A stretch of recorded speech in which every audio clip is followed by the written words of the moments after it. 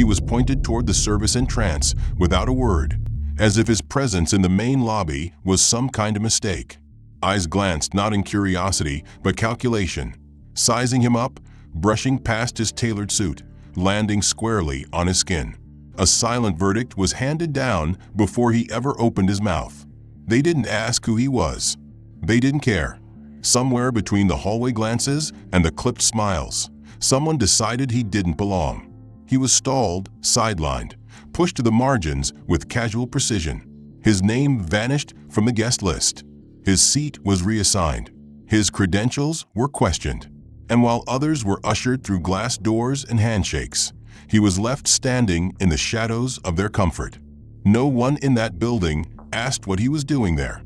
They were too busy assuming why he shouldn't be. But what they failed to recognize, what they will soon regret, is that he wasn't lost. He wasn't mistaken. He was watching. If you think you're ready for what happens next, subscribe now. Tell us in the comments where you're watching from and at what point you saw the shift. Because once the truth surfaces, nothing in that room will ever look the same again. Osric Vane approached the entrance of Harmon Technologies, his footsteps slow and composed, his silhouette cutting a lean figure against the steel and glass facade. He wore a muted gray suit, pressed and precise, the kind that didn't scream for attention but demanded it anyway. In one hand, he carried a slim leather folio, his watch just barely visible beneath a cuff tailored to perfection. The revolving door turned before him, but before he could step inside, the receptionist raised her hand. No greeting, no gesture of welcome, just a sharp flick of the wrist toward the side of the building. Without a word, the message was clear. That entrance isn't for you. Osric paused for only a second before nodding once and rerouting toward the service corridor. He didn't argue. Not here. Not yet. The alley was shaded and quiet, a stark contrast to the bright glass lobby that pulsed with movement and modernity. He found a secondary entrance tucked between a dumpster and a set of loading docks. A keypad blinked red twice before finally turning green on the third attempt. He entered in silence. Inside, the hallway was sterile, lined with beige drywall and humming fluorescents that cast long shadows behind him. There were no receptionists here, no curated artwork or polished stone, just the low murmur of HVAC systems and the scent of floor wax. The elevator was sluggish, its brushed steel doors groaning as they opened. He stepped in and pressed 3. The doors closed. As the lift climbed, Osric adjusted his cuffs again, but not out of nervousness, more like a pilot flipping switches before takeoff. When the doors slid open, he stepped into the executive floor's side corridor and was met with still more indifference. 2 passing interns glanced at him, looked away. One of them whispered something, stifling a grin. The other glanced back once, as if to confirm a suspicion. At the far end of the hall was the reception desk. A young woman behind it clicked on her keyboard without lifting her eyes. Osric approached and gave his name. She finally looked up and frowned. "You're early," she said. "Not good morning. Not welcome. Just early." "I like to be," he replied. She pointed to a set of cushioned chairs against the glass wall, where sunlight poured through in clean white beams. Osric sat. 10 minutes passed, then 15. Around him, staff buzzed, voices rose and fell, footsteps passed in pairs and clusters. Across the room, a white intern wearing a bright badge that read Summer Associate Venture Strategy arrived, adjusted his tie awkwardly, and stood for no more than 30 seconds before a handler swooped in and escorted him through the secured doors. Osric's phone vibrated. A calendar ping. Still no acknowledgement. He waited. The receptionist didn't look up again. A security officer walked by, gave him a quick glance, and kept moving. A delivery guy wheeled in a dolly stacked with printer boxes and received more eye contact in 10 seconds than Osric had in 20 minutes. His spine stayed straight. He didn't fidget.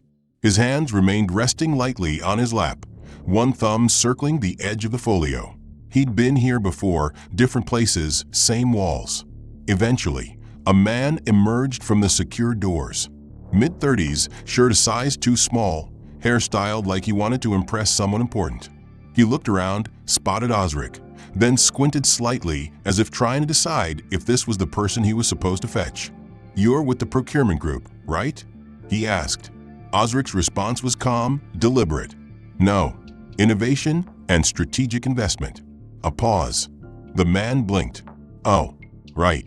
Sorry. Come on in." The apology came only in the form of a nervous chuckle, not in words. Osric followed him through. They passed rows of glass-walled offices, many of which housed people who barely looked up. In one, a group was laughing at something on a screen. In another, a woman was tapping furiously at her keyboard while speaking into a headset. The man who led him, Darren, based on his email signature, finally stopped outside a mid-sized conference room. Inside, 4 men in suits were seated, one flipping through a printed deck, another scrolling his phone. None looked up when Osric entered. No one stood. There were nameplates in front of each chair, neatly printed and laminated. There was none where Osric was seated. Darren introduced him with a quick nod. "Osric Vane from Velinix. He'll walk us through the AI integration opportunity." The room gave him a cursory glance. Someone nodded. One man whispered something to the other, smirking. Osric took his seat. The missing nameplate said everything.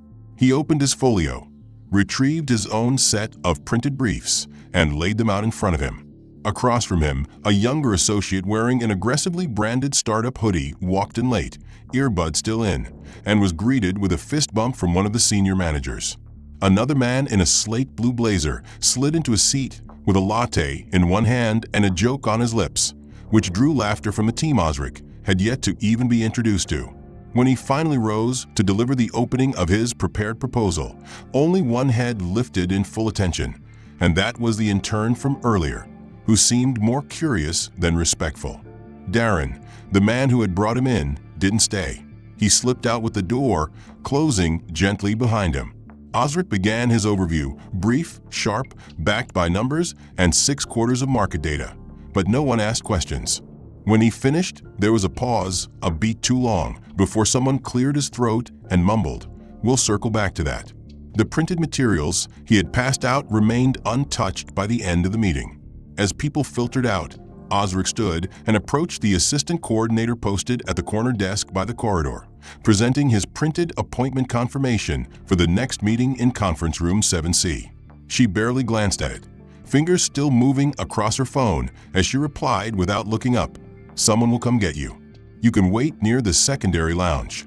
The secondary lounge, as it turned out, wasn't a lounge at all, but an overflow area by the elevators, a row of stiff chairs near the vending machines, far from the curated artwork and espresso machines of the executive wing. Osric took his seat without protest. 10 minutes passed, then 20. Several visitors came and went, greeted by name and ushered through the glass doors beyond. One man in a black turtleneck and brown Oxfords arrived 15 minutes after his scheduled time and was immediately escorted by the same assistant who had dismissed Osric moments ago. A security guard appeared then, a man in his early 40s, polite but wary. He approached slowly, speaking in the careful tone of someone used to dealing with friction. "Sir," he began, "we've had a few concerns from staff about a guest waiting here without proper identification." Osric showed his visitor badge. The guard nodded, but his gaze drifted over Osric's outfit, scanning for something that wasn't quite adding up in his mind. "We've had a few incidents lately. You mind waiting in the service-level reception instead? It's quieter there and less foot traffic." The sentence dangled, incomplete, but understood. Osric looked up, meeting the man's eyes. He said nothing at first, only stood, adjusted his jacket, and followed.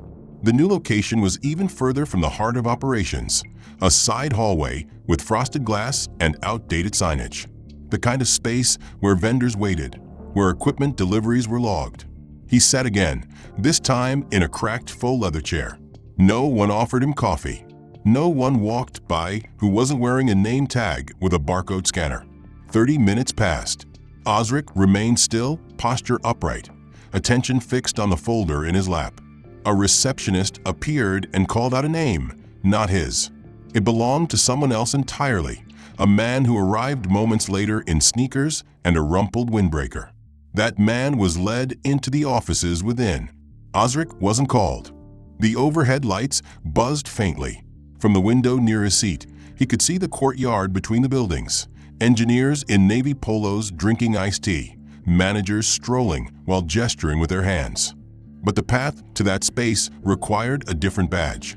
His visitor pass wouldn't open that door. Eventually, he rose and approached the front desk again. "I believe my 1045 was in room 7C. The woman, different from earlier, tapped a few keys, frowned. "They moved that session upstairs. Looks like you weren't added to the revised attendee list." She sounded almost apologetic.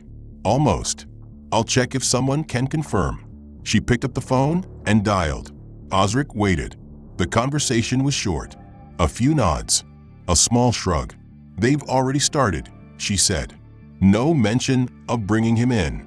No offer to reschedule. No apology. Returning to the chair felt different this time. Like walking back to a seat that wasn't really yours, even when it had been assigned.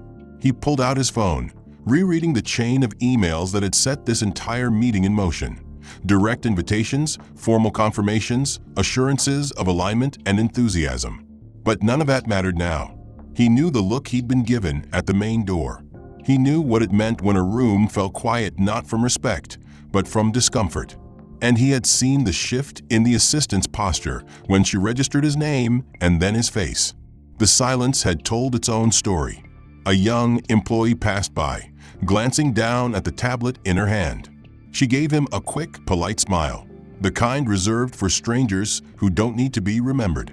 Her badge read, "Strategic Finance." Osric returned the smile, but said nothing. His silence was measured, like everything else about him. What he was building wasn't meant to be broadcast. Instead, he crossed the courtyard, approached the opposite wing, where the product and innovation teams operated, and keyed into a separate entrance he had been granted access to weeks earlier as a visiting advisor. The badge, though recently dismissed, still held limited clearance. The lights inside the East Tower glowed softer, the decor more contemporary, the atmosphere less rigid than the executive side. Osric made his way to the internal lift bay, the one used by cross-functional teams, and pressed the button for the 10th floor. The elevator doors opened to reveal a tall man in his 50s, dressed in a charcoal three-piece suit, his lapel gleaming with a subtle Harmon pin. He was flanked by a younger woman, likely a direct report based on the notepad in her hand. Osric stepped inside. The man gave a cursory glance, his gaze traveling from Osric's face to his chest to his shoes. Then he leaned toward his companion and muttered with a smirk that carried generations of entitlement. "Interesting. Didn't know tech support used this lift." The woman chuckled awkwardly, eyes darting to Osric and then to the floor. Neither addressed him directly. Neither seemed to register the weight of their assumption. Osric remained quiet. His reflection in the polished elevator walls stared back at him, impassive. The doors opened at the 10th floor, and the man didn't move. Osric stepped out, not bothering to correct them. The hallway here was narrower, lined with whiteboards filled with scribbled formulas and color-coded sticky notes. It was a different universe. No marble, no silence, just the noise of building things. At the end of the hall, room 10B stood open. It was the designated space for the innovation pitch round, scheduled weeks in advance and advertised across internal memos as a strategic showcase of future-facing partnerships. Osric entered, scanning the room. A semicircle of chairs faced a central screen. On the screen, the agenda had begun rolling through names, logos, and time slots. His company was on there, barely, slotted last. A typical tactic, subtle in its dismissal. By the time the room emptied, only the most disengaged or bored would remain. Still, he took his seat near the presenter's table, laying his materials out again, this time beside a bottle of water and a clicker left by the event staff. The room buzzed with low conversation. Engineers, PMs, and external guests trickled in. Some nodded in acknowledgement, though few seemed to recognize him. A group of internal managers sat clustered at the front, laughing softly at something shared on a phone. At the far left corner of the room, the same executive from the elevator entered. He caught sight of Osric, paused just long enough to register him, and then offered a slow, performative smirk before turning to whisper something else into the ear of another attendee. This time, his companion glanced over her shoulder and chuckled, not even pretending to hide the implication. Osric's hands remained steady. He lifted the water bottle, unscrewed the cap, and drank slowly. Every gesture was measured. His eyes scanned the room, noting names, tags, faces. These were not strangers. They were decision-makers, gatekeepers, people who would later claim to value innovation and inclusion on panel stages and investor calls. One man entered with his lanyard twisted, walked up to Osric, and asked if he could have a projector cable installed before the next round. He mistook Osric for IT. Osric smiled and handed him the remote instead. When the man realized his mistake, he laughed, said "my bad," and walked away as if no apology was needed. No one corrected him. From the back of the room, someone else raised their phone to capture candid footage for internal socials. Osric noticed the red light flashing as it passed across the faces of the other presenters, pausing on some, skipping others. When the camera reached him, it hesitated. The hand lowered. They moved on. At 11:40, the round began. The first presenter, a fast-talking founder in his 20s with a media kit louder than his pitch deck, took the floor. Osric watched, taking mental notes, not of the content, but of the way the room responded. Laughter where jokes fell flat. Applause even when slides glitched. Every word met with affirmation. The second team fared similarly. By the time the fourth slot began, attention had begun to wane. Phones emerged. Side conversations started. One man yawned into his sleeve. When Osric was finally called, the moderator offered a half-hearted introduction, mispronounced his company's name, and skipped the background summary altogether. He walked to the front, collected the clicker, and faced the room. Most eyes were on their devices. He didn't rush. He didn't raise his voice. He clicked to the first slide and began. The proposal was clean, tested, already proven in other markets. It addressed core infrastructure issues that Harmont's own white papers had flagged for over a year. It was, objectively, the most aligned pitch of the morning, but the room stayed quiet. At minute 7, someone stood and walked out, whispering something to a colleague. At minute 9, the moderator looked at his watch. Osric finished, clicked to the final slide, and said, "Thank you for your time." The applause, when it came, was delayed, scattered. One of the managers nodded politely and said, "We'll be in touch." The executive from earlier said nothing. Osric remained at the periphery, scanning the crowd with a quiet alertness. His pitch had ended less than an hour ago, and the applause had long since faded, yet the tone of dismissal still lingered like static in his ears. He had expected indifference. What followed was something colder, more precise. A woman wearing a headset and black jumpsuit, the event coordinator based on her clipboard, walked swiftly past him and paused only when he asked whether the updated schedule for the joint roundtable had been posted. She glanced down, flipped a page, and said flatly, "Your slot's been removed." Senior leadership made some timing adjustments. "There's no room left today." He asked if that meant a shift to the next round or a postponement, but she simply shook her head and offered the rehearsed answer: agenda compression due to executive travel conflicts. No apology, no rebooking.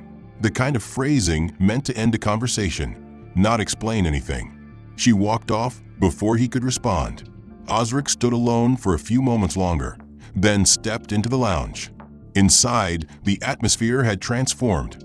Jazz filtered through overhead speakers. Groups clustered near the glass walls and bar carts, swapping business cards and handshakes between bites of shrimp skewers and olives marinated in something expensive. Everyone wore the same lanyards, slim black straps with gold letter tags designating roles: partner, speaker, strategic guest. Everyone except Osric.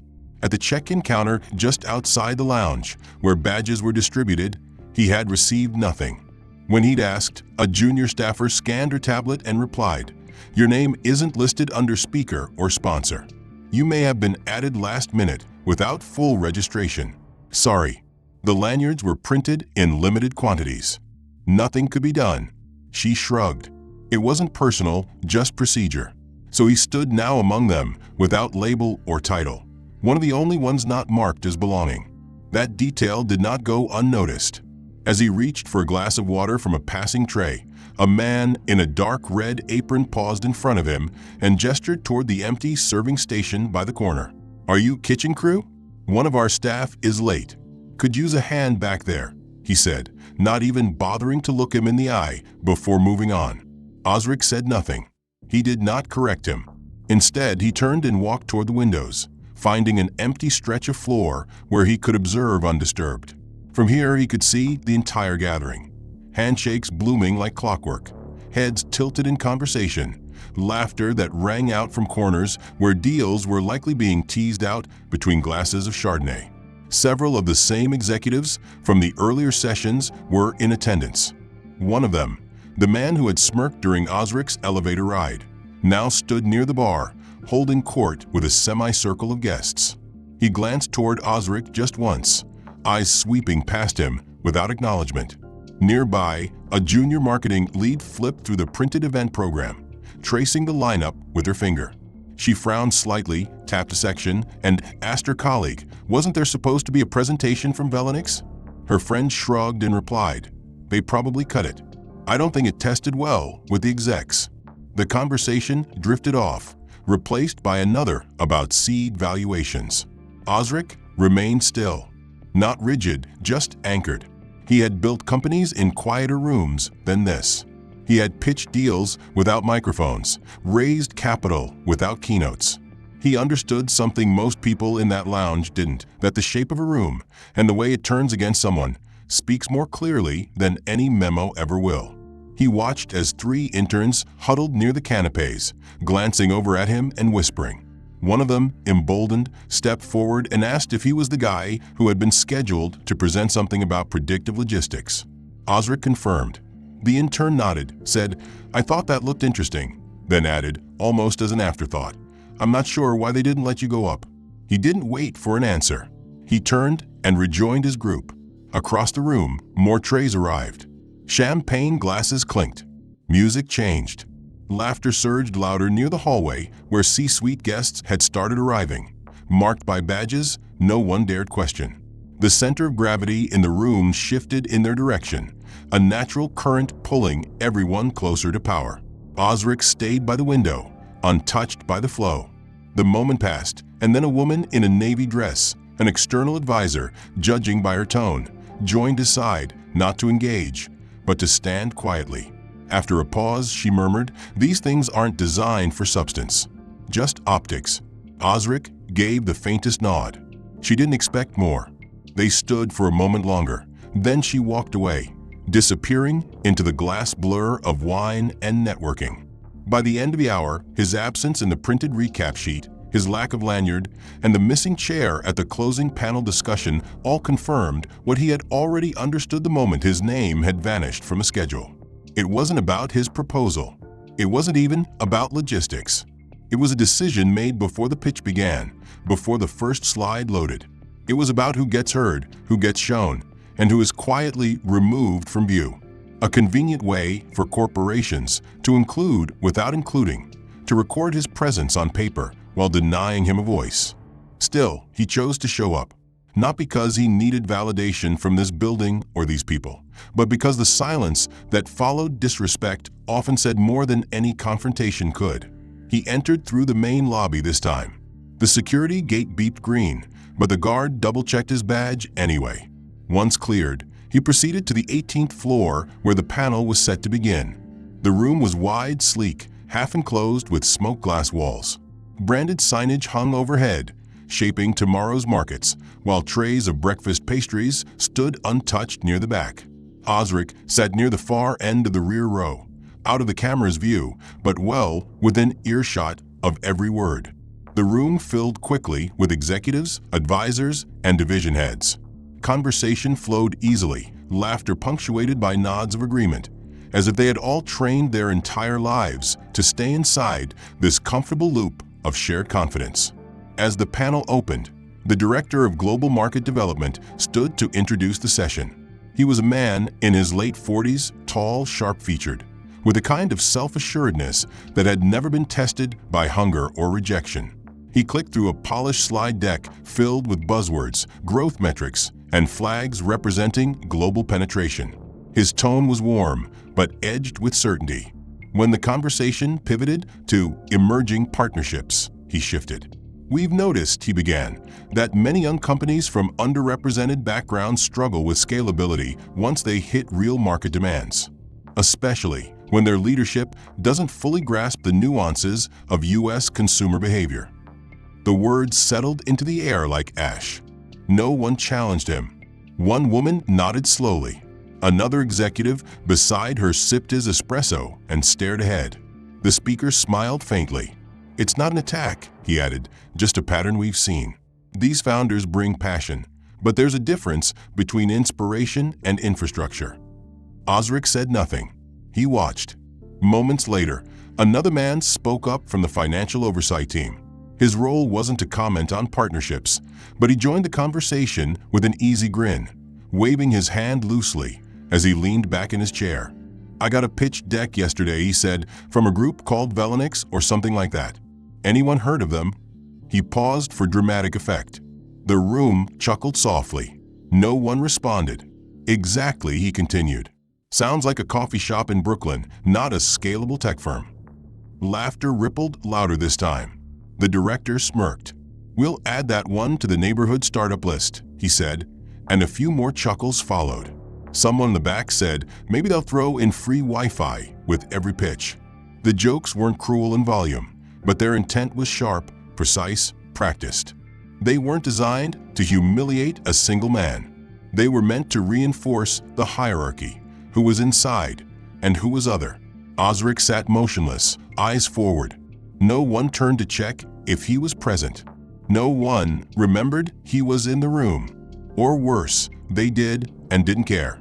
The session continued, now diving into capital prioritization and which kinds of ventures aligned with Harmon's 5-year strategy. Terms like cultural synergy and brand familiarity were repeated without irony. Case studies were cited.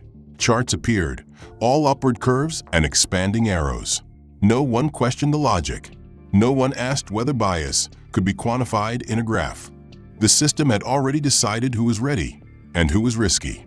An hour later, the session ended with applause, followed by soft music and clinks of glassware as attendees moved into the networking lounge adjacent to the panel. Osric remained seated for a minute longer, letting the room empty before standing. He walked to the tray, poured himself a small cup of black coffee, and stood near the far corner where the sunlight hit the carpet just right. From this angle, he could see the back of every executive's head, the way they leaned toward each other in clusters, the way they paused slightly when someone new passed by, just long enough to register if that person mattered. One woman from the design team walked over and asked if he was part of the operations staff. She said it kindly. She thought she was being friendly. At the far side of the lounge, the financial officer, the one who'd made the coffee shop joke, laughed loudly with another man Osric didn't recognize. As they talked, Osric heard his name again, not directly, but sideways, embedded in the same kind of remark that had followed him since college dorm halls and VC backrooms. "He's articulate though, I'll give him that," the man said, gesturing toward the air. "Just not sure he understands the real market mechanics yet." The comment floated lightly, like a compliment, but it hit heavier than any open insult. And still Osric stayed, not to argue, not to explain, but to remember. Every expression, every smirk, every well-rehearsed deflection masquerading as professionalism. These weren't missteps. These were mechanisms. Intentional, inherited, perfected over decades. People in that room would swear they believed in merit. They would sponsor panels on equity. They would quote inclusive values in annual reports.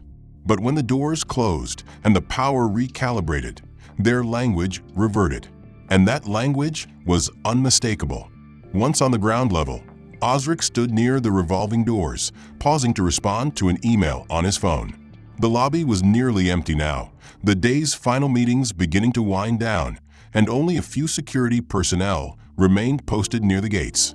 Behind him, the echo of light footsteps approached, A soft shuffle followed by the deliberate rhythm of polished shoes.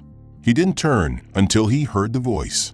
A logistics coordinator he hadn't seen before stepped up beside him, flanked by 2 security guards wearing Navy uniforms and earpieces.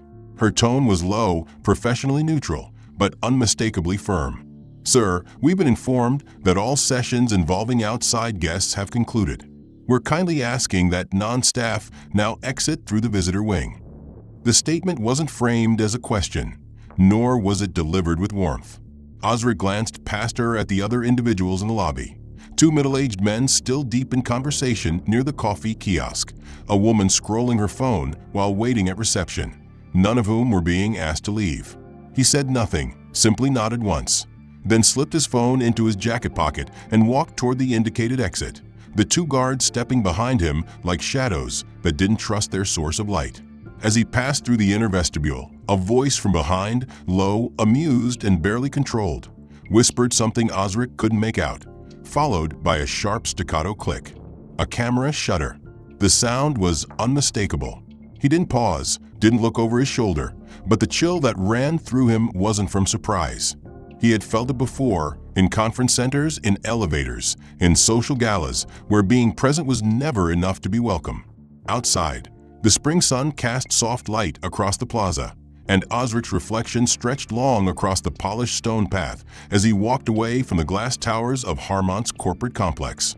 He didn't yet know the image had already begun to circulate, an over-the-shoulder shot of him leaving the building, sent to a private internal group chat titled VIP Watch, accompanied by the caption, "Wrong meeting bro," followed by 3 emojis. The post drew laughter, not outrage. Comments followed. "Intern from HR," one said. "Thought he was food delivery," typed another. The group chat included members from 5 departments, some high level, some still climbing. None objected.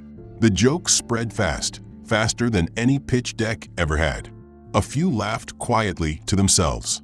Others sent the image to colleagues who hadn't seen it. To them, it was just another moment of harmless banter, another image of someone who didn't belong. In the security command center, one of the guards who had escorted Osric chuckled as he watched the screenshot flash across his shared tablet. "Dude had the walk of shame energy," he muttered. No one corrected him.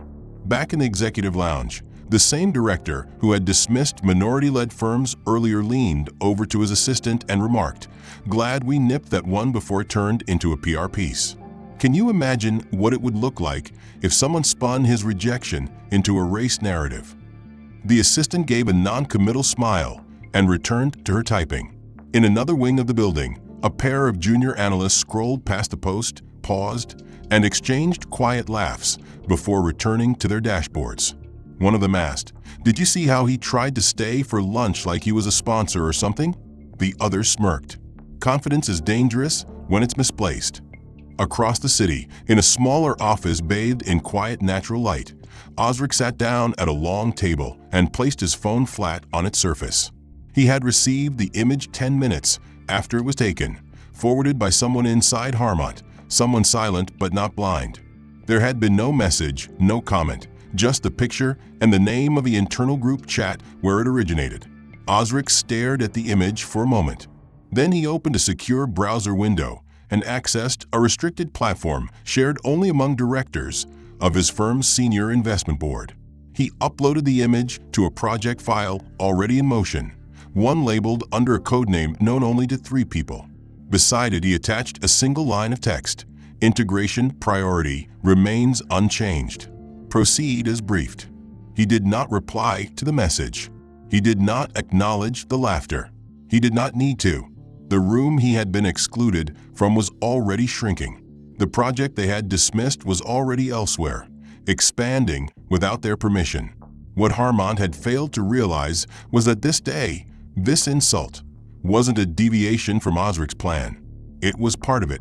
Inside Harmont, the day pressed on, unaware that beyond their firewalls and boardrooms, something larger had already begun to shift. Osric, walking away from the building's glass facade, still carried the echo of forced politeness and institutional dismissal in his shoulders, but his steps never broke rhythm. His phone buzzed once, a silent vibration against his thigh. He pulled it from his pocket expecting nothing urgent. The caller ID simply read Claire, Exec Ops. He answered with a clipped tone, not out of irritation, but habit. Her voice came fast, low, but energized. "It's done," she said. "We closed. Atlas has signed. The board approved an hour ago. You're now majority partner in Harmont's primary competitor." He slowed his walk only slightly. The sun caught the edge of his jaw as he turned his head, eyes narrowing not in disbelief, but focus. Claire continued, "The press embargo holds until Friday, but it's locked. You hold 71% through the joint acquisition vehicle, and Harmont has no idea." Osric replied only once. "Set the meeting." Within 20 minutes, he was back inside the same lobby that had earlier asked him to leave through the visitor wing. This time, no one stopped him at the gate. No one asked for ID. The same guard who had escorted him earlier wasn't at the post. Different shift, different man. Osric walked through with the quiet grace of someone who didn't need permission to belong. He bypassed reception, stepped into the executive elevator, and scanned his badge again. The green light returned. The top floor opened in front of him like a different city. It was colder, quieter, filled with air thickened by strategic conversations and curated power. He walked straight toward the assistant's desk parked outside the CEO's office. She looked up. Her face betrayed nothing. Her voice, polished and neutral, asked if he had an appointment. He said no. She asked for a name. He gave it. Osric Vane. She paused, then typed. She frowned. "I'm sorry," she said. "I don't see anything scheduled under that name." He didn't flinch. He reached into his inner jacket pocket and pulled out a matte black card, sliding it gently across the desk without looking away. She picked it up and read silently. Her eyes shifted, then returned to his. She said nothing, but stood. She disappeared into the hallway without another word. Osric remained standing. Minutes passed. The air around him sharpened. Down the corridor, the assistant reappeared. Behind her walked a man in his early 60s, dressed in a tailored gray suit that shimmered faintly under the recessed lights. His pace was brisk, his expression unreadable. Harmont's CEO. Until today, his name and Osric's had never crossed in person. The man extended his hand. Osric took it briefly. The handshake was firm, brief, almost procedural. The CEO spoke first, voice controlled. "I was told this couldn't wait." Osric nodded. "Correct." The assistant gestured toward the glass conference room across the floor.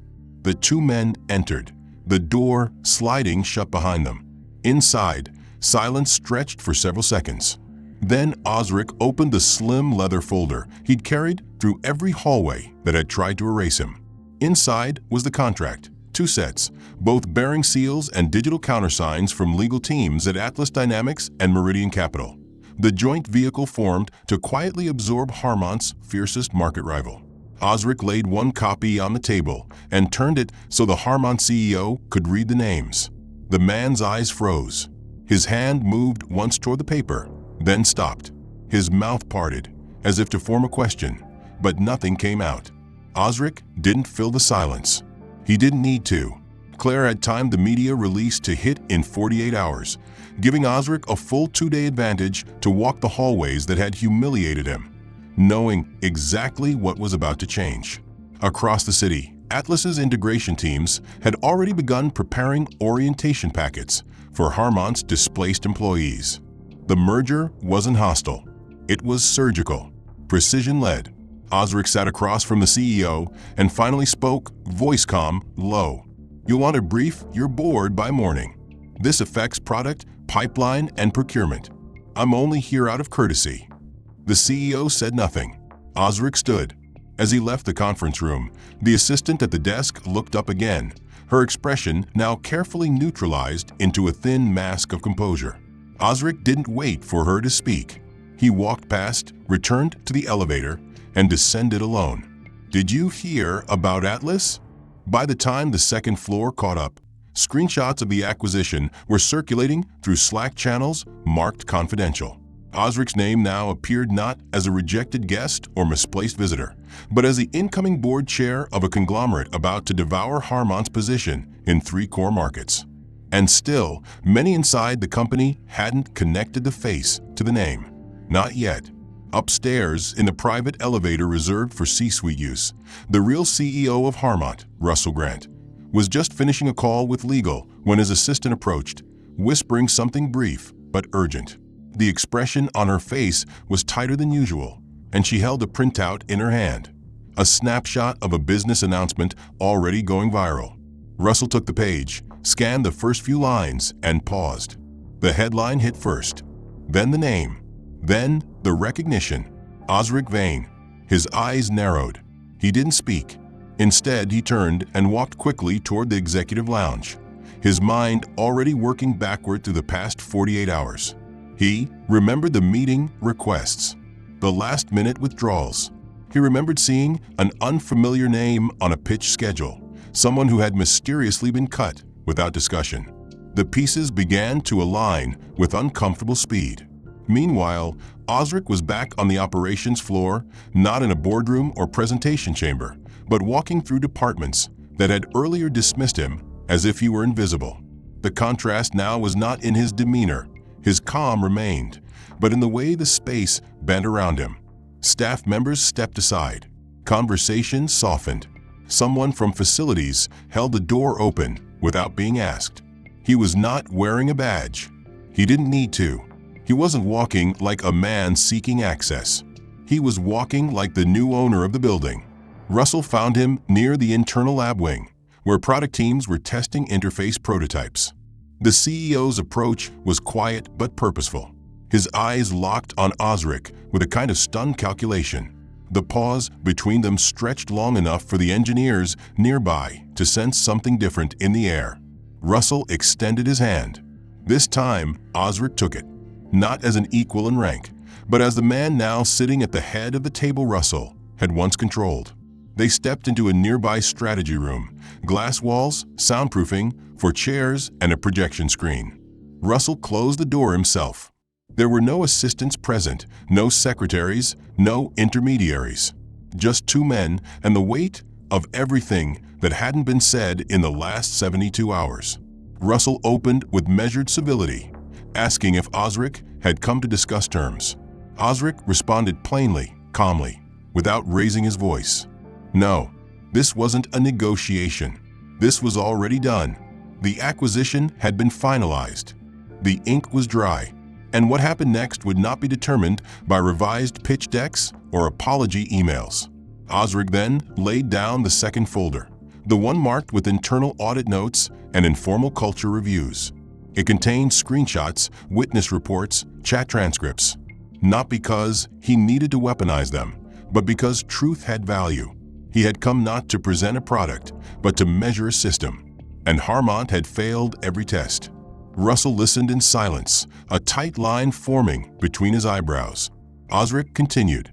Over the last 36 hours, he had deliberately embedded himself inside the company's daily flow, not as a leader, but as an outsider.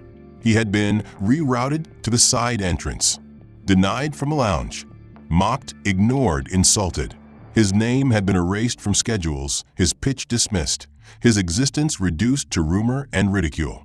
And all of it had been observed, not to provoke shame, but to confirm suspicion.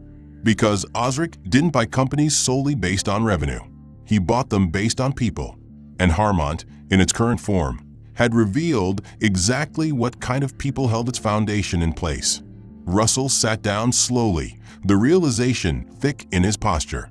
"You were never here to partner with us," he said, half statement, half confession.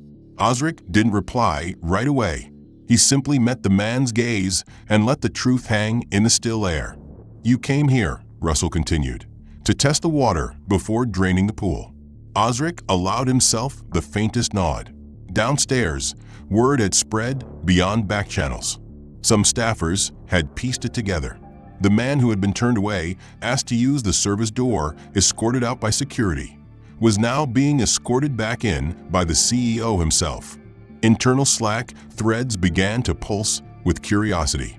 One executive assistant wrote in all caps, "Wait, I asked that the guy from yesterday?" A partner from HR replied, "That's not just the guy. That's the owner now." In the strategy room, Osric closed the folder and stood. "I don't need you to explain," he said. "Just prepare." Russell asked him if changes would be immediate. Osric shook his head. Not immediate, but sweeping. Then he left the room without waiting for a response. The walk back to the elevator was quiet. Those who recognized him gave way instinctively. Some nodded. Some looked down. One woman from facilities whispered, "Sir," as he passed. The acquisition by Atlas Dynamics had gone through. The power structure was no longer what it had been. That realization spread not like fire, but like cold, creeping frost. Silent, inevitable, uncontrollable. The executive leadership team received calendar invites labeled Urgent Alignment Review, with no agenda attached.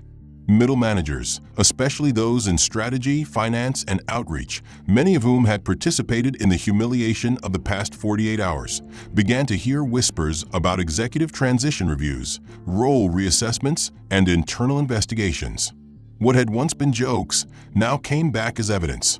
Upstairs, the Human Resources Division had already been briefed by Claire, Osric's second-in-command. She brought with her a compliance officer and a labor attorney. Together, they carried dossiers, thick, prepared, organized, each bearing a name, a timeline, and a record of behavior. The group chat posts had been archived.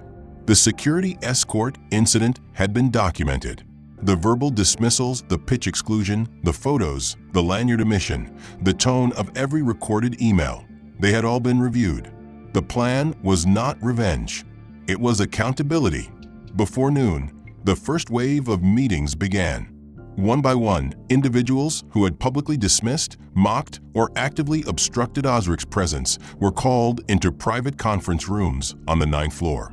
They walked in with uncertainty, still holding to some thin belief that it was all a misunderstanding, a process they could explain away. But there were no warnings, no performance improvement plans, just two people sitting across a table, one from HR, one from legal. A folder in front of them. A direct statement delivered. You are being released from your role, effective immediately. This decision is based on verified violations of internal code of conduct, cultural competency failure, and reputational risk to corporate integrity. The reactions varied. Some protested, some sat in stunned silence. One man tried to threaten legal action, and another asked if he could speak to someone more senior. The reply was the same. The decision has been approved by new leadership. This conversation is final. By mid-afternoon, 6 employees had been formally terminated, 3 placed under extended review, and 4 others, those who had remained silent participants or who had failed to intervene, received notice of reassignment to roles outside the strategic core. It wasn't just punitive. It was systemic correction. The banter that once passed as harmless was now recognized for what it was, a pattern of exclusion embedded within a culture that masked its prejudice in professionalism. In the marketing wing, the junior coordinator, who had once laughed at Osric's erased name from the presentation list, opened her email to find she'd been moved to a 6-month shadow program under the supervision of Atlas's Inclusion and Brand Integrity Unit. She stared at the screen, frozen, rereading the sentence over and over. On the executive floor, one of the senior directors, who had made the startup coffee shop joke, was quietly escorted to the elevator by a compliance officer. His office had already been locked, his belongings boxed. He didn't say a word. The man who had commented on Osric's shoes in the elevator, still wearing the same watch he'd smugly flashed just days before, was informed he would no longer be eligible for leadership succession planning, and that his influence over investment direction had been revoked pending ethics retraining. The ripples didn't stop there. Vendors, too, began to receive messages that their contracts would be revisited. Any partnerships shaped by old alliances were now subject to ethical review. The message was subtle but unmistakable. What mattered now wasn't your tenure, your charm, or your ability to look the part. It was your integrity. The lanyards that once defined hierarchy had been stripped. The culture that used to whisper judgment now stood face to face with reform. In the cafeteria, where just days ago interns and entry-level hires had observed Osric being sidelined, the tone was different. They spoke in hushed voices, not from fear, but from reflection. One whispered to another, "I saw him walking again this morning. No badge, no entourage, just him." Another added, "They're cleaning house. That email about executive reshuffling, he's behind it, right?" There was no need to answer. Everyone knew. Elsewhere in the building, Claire moved with quiet purpose. Her presence served as a proxy for Osric, and her directives carried his weight. She met with each department head individually, not to accuse, but to realign. Her tone was composed but firm. "We're not interested in public statements or apology memos," she told the head of product. "We're interested in demonstrated accountability, structural change, and measurable culture shift." Some tried to argue that they hadn't been directly involved, that they had only followed precedent, that it was all misunderstanding. Claire simply replied, "Culture isn't measured by intent. It's revealed by pattern, and this building has a pattern." The week that followed was quiet, but not in the way silence often signals peace. It was a silence of reflection, of reconfiguration. Harmont still operated, but it did so with new breath in its lungs and a different rhythm beneath its polished floors. The corridors no longer echoed with laughter masked in dominance, or subtle greetings meant only for those deemed worthy. Instead, there was attentiveness, a sharper awareness of presence, of who walked by, of who wasn't dismissed, of who now led without needing to declare it. Osric returned on the fifth day, not with a press entourage, not with ceremony, but with the same calm presence he had carried from the start. He entered through the main doors, and this time every person in the lobby paused, not from obligation, but from recognition.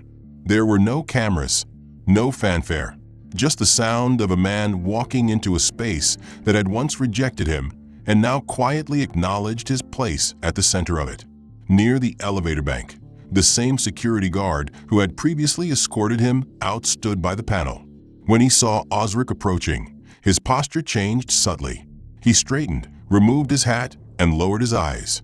As Osric neared, the man spoke, not loudly, not theatrically, but with an almost painful restraint. "I didn't know," he said. "I should have asked. I should have seen." Osric didn't stop. He met the guard's gaze for a brief second, then gave a small, wordless nod before stepping into the elevator.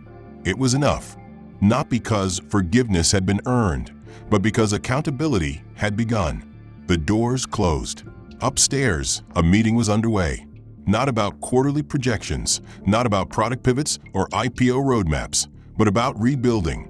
Osric sat at the head of the table, flanked by individuals both new and old. Those who had remained silent in the past, but had since stepped forward, and those who had been invited anew with the purpose of helping reshape what Harmont would become. The agenda was simple: culture, training, opportunity. Among the new voices at the table was a man who, just 10 days earlier, had been removed from the organization, a former director of market strategy, one of the men who had mocked Osric's company name and dismissed the value of minority-led startups. He had not fought the termination. In the days that followed, he had started writing, documenting every microaggression he had both witnessed and committed, tracing back the moments where he had mistaken status for superiority. His resignation letter included a single line that stood out to Claire when she read it aloud in the follow-up review. "My error was not in judgment, it was an assumption. I assumed the system protected me from consequence." Osric had read that line, too. He did not respond directly, but weeks later, the former executive launched a new initiative, an internal program for corporations focused on bias recognition, gatekeeping behaviors, and structural exclusion. The curriculum was raw, unpolished, but authentic. He called it Threshold. He wrote in its mission statement, "If culture is shaped by what we permit, then we must first train people to recognize what they excuse." The program gained traction quickly. Smaller firms signed on, regional banks, mid-sized startups, then eventually Harmont itself. A quiet donation, made through a shell venture capital entity owned by Atlas, allowed Threshold to grow, build a team, host workshops, hire educators.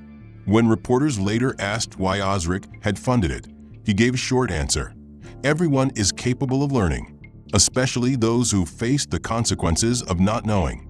Down in the lobby, a new sign was installed beside the main reception. Not a slogan, not a marketing line, just a quote etched into the brushed steel. It read, "Respect isn't a courtesy, it's a mirror." Beneath it, no author was listed. Everyone knew. The same intern who once laughed at the erasure of Osric's name now worked under Claire's team, serving as a coordinator for diversity-forward hiring. Her job was not symbolic. It was monitored, accountable, and results-driven. On her first day in the new role, she walked by Osric in the hallway. She paused, trying to speak, but only managed to faint. "I'm trying." Osric had looked up, given a quiet, "That's all anyone can do," and kept walking. It wasn't absolution. It was responsibility handed back. Inside the training wing, where Threshold now ran monthly workshops, one of the first assignments asked participants to document a time they had underestimated someone. Not the story they told themselves after, but the moment of dismissal itself, the tone, the look, the judgment passed in silence. The responses were printed anonymously and hung on the walls of the room. Visitors walked through them like an exhibit, reading what exclusion sounded like when written by the ones who once perpetuated it. One card read, "I thought he was here to fix the projector. I didn't ask. I just assumed." Another said, "I laughed because everyone else did. I didn't know the cost of my silence until I had to sit in it." Harmont changed. Not instantly, not perfectly, but structurally. Claire reported to Osric weekly, not with praise, but with metrics. Turnover rates by department, anonymous satisfaction surveys, employee sentiment tracking. Osric didn't want thank you notes. He wanted data, because justice wasn't a feeling. It was an architecture. And outside the glass tower, the world moved on. Articles were written. Panels were hosted. Osric's name was mentioned in business journals and innovation columns. But he remained quiet. No victory speeches. No public takedowns. His success wasn't in revenge. It was in revelation. He had walked into a system built to ignore him, endured it silently, studied it with precision, and then rebuilt it from within. When asked in a closed-door retreat what drove him to do it, he offered a single answer. "Power isn't what you hold. It's what you do when you could crush someone and choose instead to rebuild them." The end. If this story moved you or made you think differently about power, justice, or second chances, consider subscribing to follow more narratives that reveal what lies beneath the surface. We'd love to know what moment in the story hit you the hardest. Was it the quiet nod in the elevator, the group chat reveal, or the final line etched in steel? Share your thoughts in the comments. And tell us, where in the world are you watching from today? Your perspective matters here.